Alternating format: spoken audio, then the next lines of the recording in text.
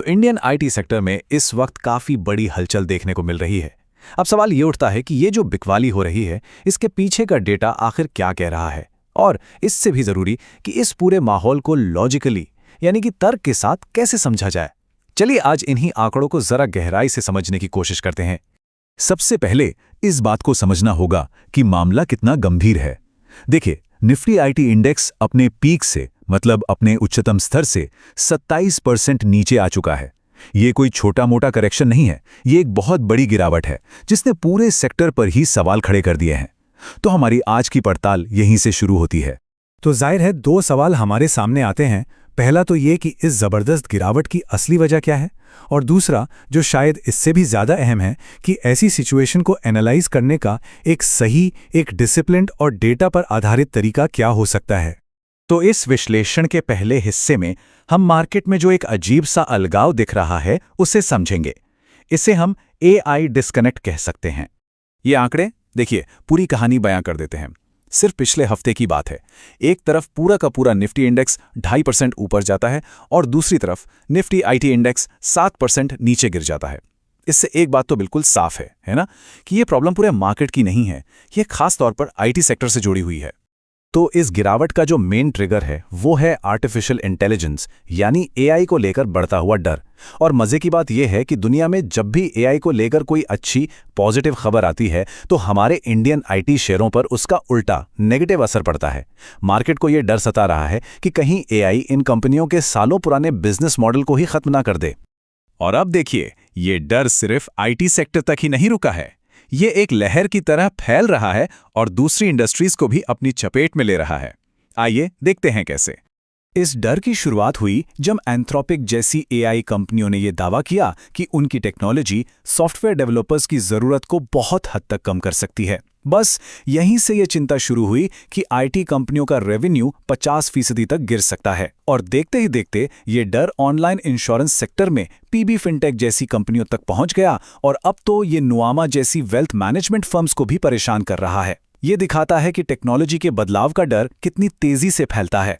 खैर, जब भी मार्केट में इतनी बड़ी गिरावट आती है तो एक निवेशक के मन में एक बहुत जरूरी सवाल उठता है। अब हम अपना ध्यान उसी सवाल पर लाते हैं।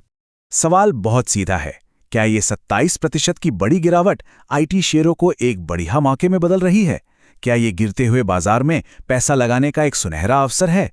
यही वो सोच है जो अक्सर लोगों को जल्दबाजी में फैसले लेने पर मजबूर कर देती है। लेकिन एक्सपर्ट्स इसी जल्दबाजी को लेकर सावधान करते हैं। जैसा कि एक मार्केट एनालिस्ट कहते हैं, सिर्फ इसलिए मत खरीदिए क्योंकि कोई चीज गिर गई है।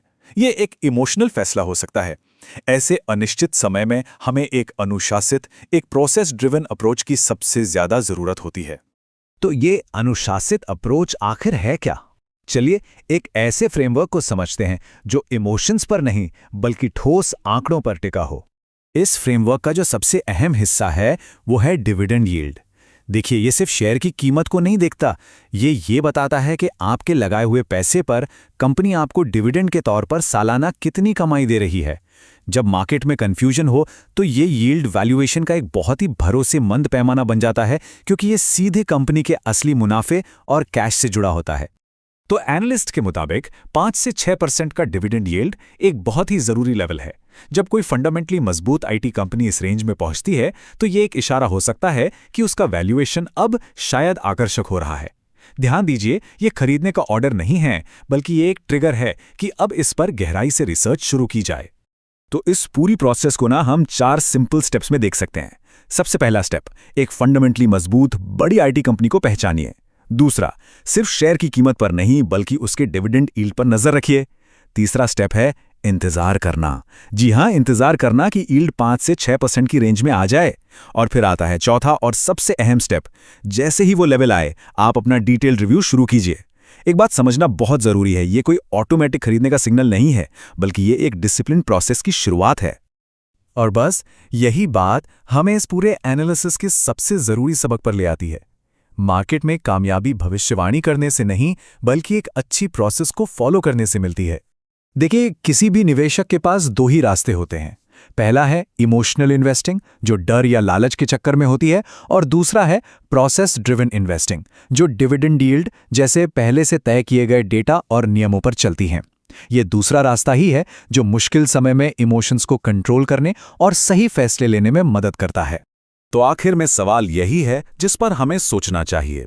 एआई जैसे टेक्नोलॉजिकल बदलाव के इस दौर में जहां भविष्य का अंदाजा लगाना नामुमकिन सा है, क्या एक इन्वेस्टर की सबसे बड़ी ताकत, उसकी सबसे कीमती चीज एक मजबूत और डेटा पर आधारित प्रोसेस ही नहीं है?